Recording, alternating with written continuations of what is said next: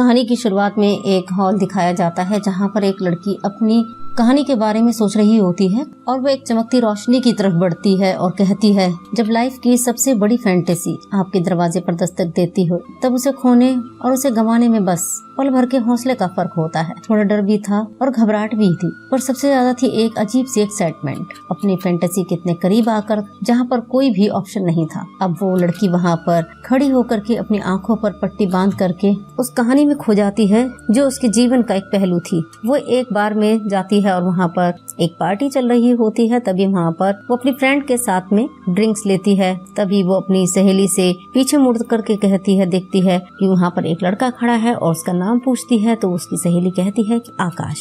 और वहाँ चल रही पार्टी में एक कुर्सी पर एक लड़का बैठा होता है और उसे देख करके आंखों ही आंखों में कुछ इशारा करती है, लेकिन उसकी सहेली उस पर कहती है कि तो अब चले क्या। अब वो लड़की कहती है कि नहीं, मैं अभी नहीं जाना चाहती। तभी उसकी सहेली कहती है, अरे यार फिर से तेरी स्ट्रेंजर वाली फैंटेसी, अगर तू पहले से ही उस बंदे को जानती है तो क्या उसमें इंटरेस्ट भी नहीं लेगी। तभी वो लड़की कहती है कि नहीं यार, मैं बोर हो गई हूँ ट्रेडिंग कर करके। और फिर वो उस नए लड़के की तरफ देखती है पीछे मुड़ मुड़ कर, कहती है, जब किसी अजनबी से इस तरह से पहली बार नजरें मिलती है ना तो वो एहसास आपके कंट्रोल में नहीं रहता, आप उसके कंट्रोल में होते हो। आपकी धड़कनें, आपकी सांसें सब स्ट्रेंजर के कंट्रोल में होती है। जैसे उसकी नजरों से मानो आप अपने आप को पहली बार देख रहे हो। और फिर वो लड़का जैसे ही अपनी कुर्सी छोड़ करके उस लड़की के पास आकर के काउंटर के पे खड़ा होता है तो वो लड़का जैसे ही अपना नाम बताने को होता है तभी वो लड़की कहती है, इसमें कोई इंटरेस्टेड नहीं हूँ और वो भी तुम्हारे नाम में, बाहर निकले यहाँ से। अब वो वहाँ से बियर बार को छोड़ के बाहर निकलने लगते हैं। तभी वो लड़का कहता है कि मेरे घर पर कोई नहीं है,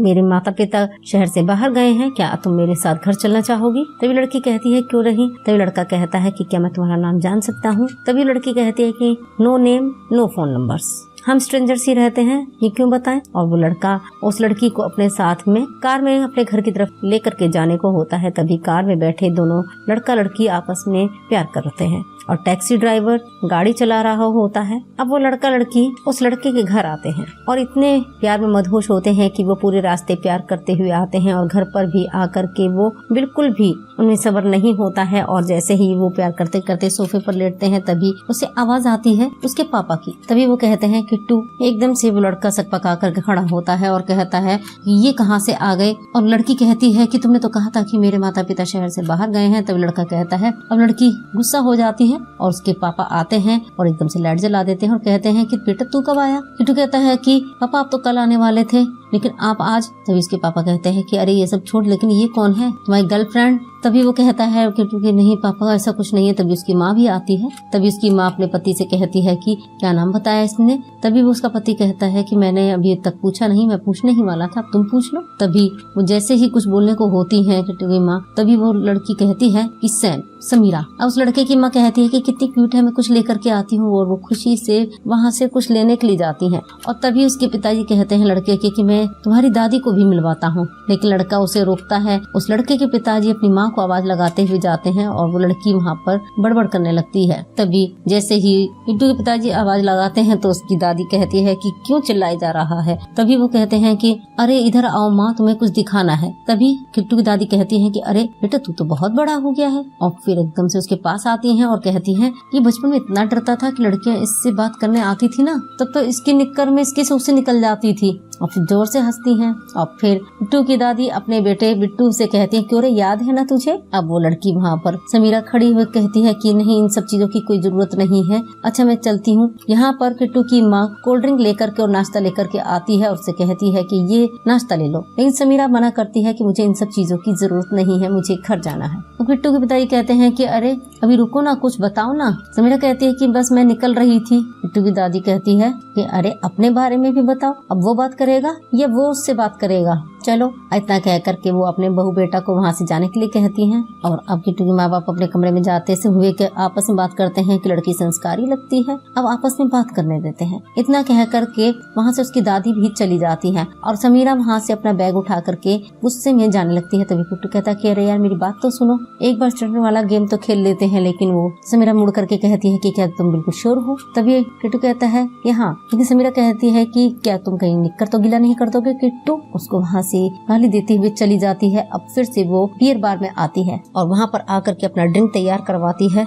अब जहाँ समीरा ड्रिंक कर रही होती है वहाँ की उसकी बराबर वाली सीट पर एक लड़का बैठकर ड्रिंक कर रहा होता है और कुछ देर बाद जैसे ही उठकर जाता है वहाँ पर एक कार्ड रह जाता है। समीरा उसको आवाज लगाती है कि अरे यार तुम्हारा कार्ड, एक्सक्यूज मी, लेकिन वो नहीं सुनता है। अब वो बियर बार वाले बॉय से कहती है कि ये आप देखिए, लेकिन वो भी नहीं सुनता। लेकिन उस कार्ड को जैसे ही उठा करके देखती है उस पर ब्लेंड फोल्ड करके कुछ लिखा होता है और वो उस बियर बॉय से पूछती है कि क्या यहाँ पर कहीं आसपास ये जगह कहीं खुली हुई है। अब वो लड़का उसको देख करके कहता है कि नहीं। अब वो अपनी सहेली के पास जाती है अगले दिन और उसे दिखाती है कि यहाँ पर कहीं आसपास ये जगह है क्या। वो कहती है कि इंटरेस्टिंग प्लेस, लेकिन यहाँ नहीं है। नेहा जहाँ अपने ऑफिस में काम कर रही होती है वहाँ पर भी एक लड़का उससे बात करता है कि देखो ये यहाँ पर है शायद। न कहते ही वो कहती है थैंक्स। वो लड़का कहता है कि एक और चीज है अमेजिंग करने वाली, ड्रिंक तुम्हारी एक फेवरेट जगह है। नेहा कहती है कि तुम्हें कैसे पता कि वो मेरी फेवरेट जगह है। तभी वो लड़की कहती है कि तुम्हें ये सब कैसे पता चला, क्या तुमने मेरा कोई पासवर्ड लिया। और वो लड़का कहता है कि ऐसा कुछ भी नहीं है।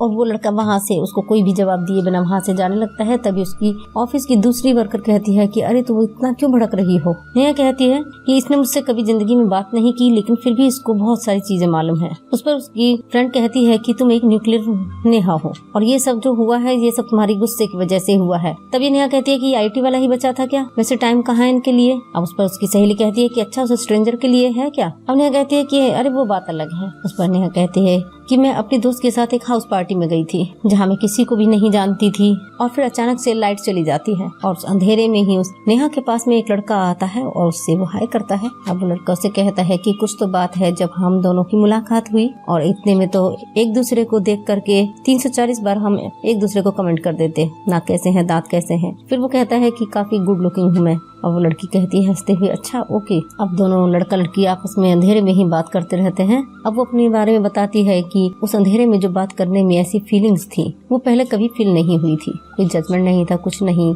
सिर्फ सामने वाले का एहसास था। और फिर आगे का सीन में दिखाया जाता है जब वो लड़का अंधेरे में ही नेहा के करीब आता है और फिर दोनों एक दूसरे को प्यार करते हैं। उस पर नेहा बताती है कि उसका हर एक छूना, उससे पहले मैंने कभी किसी के छूने का एहसास नहीं किया था और इसमें सिर्फ मुझे एक एक्साइटिंग फीलिंग्स थी जिससे हम एक दूसरे के से कनेक्ट हो चुके थे। और फिर एकदम से उस लड़के के जेब में मोबाइल बजता है और जैसे ही मोबाइल निकालता है और कहता है मुझे भी जाना होगा और मैं बाद में मिलता हूँ। इतना कह करके वो लड़का वहाँ से चला जाता है और इतने में लाइट आ जाती है। तभी वो कहती है कि उस स्ट्रेटर के साथ मेरा पहला एक्सपीरियंस था और यही थी शुरुआत मेरी फैंटेसी की। उस पर उसकी सहेली कहती है कि सो स्वीट, कितना अच्छा है, कितना अच्छा लग रहा है सुनने में, यूर ग्रेजी। तभी नेहा कहती है कि तू ग्रेजी नहीं है। उसकी सहेली कहती है कि मैं कहाँ हूँ, मैं तो बहुत ही सिंपल सी लाइफ है। उस पर नेहा की सहेली कहती है कि पॉस वाला चेहरा चल रहा है। अब नेहा भी वहाँ बैठे हुए उससे कमेंट पास करती है। और फिर अब जब शाम का समय होता है तो नेहा एक फाइल लेकर के जैसे ही अपनी टेबल पर आती है तो उस लड़के से टकरा जाती है जो उसके सामने वाली टेबल के सामने बैठा होता है। और इसी के साथ में ये एपिसोड यहाँ खत्म होता है। हम फिर मिलेंगे अगले एपिसोड में, तब तक के लिए नमस्कार, धन्यवाद।